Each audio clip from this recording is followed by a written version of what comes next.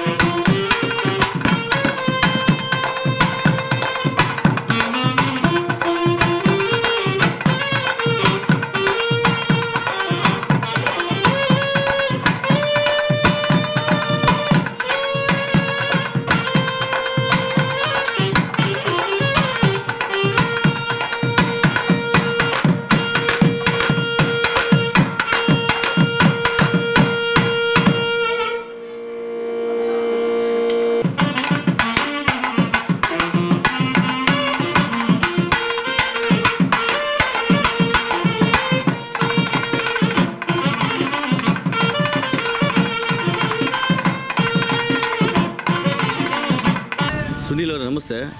ಇವತ್ತು ನಾಗರ ಪಂಚಮಿ ಪ್ರಯುಕ್ತ ತಾವೆಲ್ಲರೂ ಕುಟುಂಬ ಸಮೇತರಾಗಿ ಬಂದು ನಾಗರಿಗೆ ತೆನೆ ಇಡ್ತಾ ಇದ್ದೀರಾ. ಈ ಹಬ್ಬದ ಬಗ್ಗೆ ವಿಶೇಷತೆ ಏನು, ಹೇಗೆ ಆಚರಣೆ ಮಾಡ್ತಾರೆ? ಭಾರತೀಯ ಹಿಂದೂ ಪರಂಪರೆಯಲ್ಲಿ ನಾಗಾರಾಧನೆ ಅತ್ಯಂತ ಪ್ರಾಮುಖ್ಯತೆಯನ್ನು ವಹಿಸಿದೆ. ನಮಗೆ ತಿಳಿದಿರುವಂತೆ ಕುಕ್ಕೆ ಸುಬ್ರಹ್ಮಣ್ಯ, ಘಾಟಿ ಸುಬ್ರಹ್ಮಣ್ಯ, ನಾಗಲಮಡಿಕೆ ಸುಬ್ರಹ್ಮಣ್ಯ ಇತ್ಯಾದಿ ಕ್ಷೇತ್ರಗಳು ನಮ್ಮಲ್ಲಿಯೇ ಇದೆ ಎಂದು ಭಾವಿಸ್ಕೊಂಡು ನಾಗರಕಟ್ಟೆಗೆ ಬಂದು ತೆನೆ ಎರೆಯೋದು, ಸುಮಂಗಲಿಯರಿಂದ ಪೂಜೆ ಹಾಗೂ ಅದಕ್ಕೆ ಒಂದು ದೈವಿ ಕಳೆಯನ್ನು ಎಲ್ಲ ನಮ್ಮ ಪೂರ್ವಿಕರು ಹೇಳಿಕೊಟ್ಟಿದ್ದಾರೆ. ಅದೇ ಪದ್ಧತಿಯನ್ನು ಅನೂಚಾನವಾಗಿ ಪ್ರತಿ ವರ್ಷದ ಶ್ರಾವಣ ಶುದ್ಧ ಪಂಚಮಿ ದಿವಸ ನಾಗಪಂಚಮಿಯನ್ನು ಆಚರಣೆ ಮಾಡ್ತಾಯಿದ್ದೀವಿ. ಈ ದಿನ ಪೂರ್ವದಲ್ಲಿ ಜನಮೇಜಯ ರಾಜ ತನ್ನ ತಂದೆ ಪರೀಕ್ಷಿತನಿಗೆ ಆದಂತಹ ಸರ್ಪಗಳಿಂದ ಆದಂತಹ ಸಂಕಟವನ್ನು ಮನಗಂಡು ಆತ ಮಾಡಿದಂಥ ಒಂದು ಯಜ್ಞ ಏನಿದೆ, ಆ ಯಜ್ಞದಲ್ಲಿ ಸರ್ಪಗಳೆಲ್ಲ ಹೋಗಿ ಪ್ರಾರ್ಥನೆ ಮಾಡಿಕೊಳ್ಳುತ್ತೆ, ನಮ್ಮ ಸಂತತಿಯನ್ನು ಉಳಿಸ್ಕೊಡಿ, ನಾವು ಜನೋಪಯೋಗಿ ಆಗಿರ್ತೀವಿ ಅಂತ. ಅಂದಿನಿಂದ ನಾಗಗಳು ಅಂದರೆ ಈ ಸರ್ಪ ಸಂತತಿ ಪ್ರಕೃತಿಗೆ ಪೂರಕವಾಗಿಯೇ ಇದೆ. ಈ ನಾಗಾರಾಧನೆ ಮೂಲಕ ಜಗತ್ತಿನಲ್ಲಿ ಸಂತಾನ ಪ್ರಾಪ್ತಿ ಆಗ್ತಾಯಿದೆ, ಲೋಕ ಕಲ್ಯಾಣ ಆಗ್ತಾಯಿದೆ. ಇದನ್ನು ಮನಗಂಡು ಎಲ್ಲರೂ ಶ್ರದ್ಧಾಭಕ್ತಿಯಿಂದ ಪೂಜೆ ಮಾಡ್ತಾ ಇದ್ದೀವಿ. ಈ ಒಂದು ಪೂಜಾ ಕೈಂಕರ್ಯಗಳು ದೇಶದಲ್ಲಿ ಸುಭಿಕ್ಷವಾದಂಥ ವಾತಾವರಣ ಕೊಡಲಿ ಅನ್ನೋದು ಎಲ್ಲರ ಒಂದು ಭಿನ್ನ. ಇದು ಇವತ್ತಿನ ಮಾಗಡಿಯ ಸುದ್ದಿ ಸಮಾಚಾರ. ನಿರಂತರ ಸುದ್ದಿ ಸಮಾಚಾರಕ್ಕೆ ವೀಕ್ಷಿಸಿ ನಿಮ್ಮ GTV ನ್ಯೂಸ್ ಕನ್ನಡವನ್ನು. ವಂದನೆಗಳು.